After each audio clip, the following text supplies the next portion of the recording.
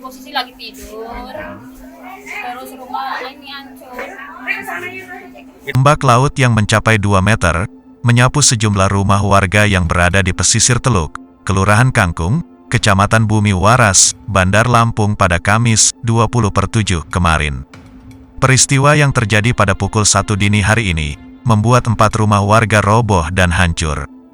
Terlihat dalam sebuah rekaman CCTV, detik-detik ombak laut setinggi 2 meter tengah menghantam rumah warga di pesisir Teluk bagian selatan. Akibat peristiwa tersebut, warga sekitar bahu-membahu guna membersihkan sisa puing-puing rumah yang roboh dan hancur, serta menyelamatkan barang-barang berharga yang tersisa akibat terendam air laut. Beruntung, dalam peristiwa ini tidak ada korban jiwa, namun diketahui, 1 rumah semi permanen hancur dan 3 rumah lainnya mengalami kerusakan cukup berat.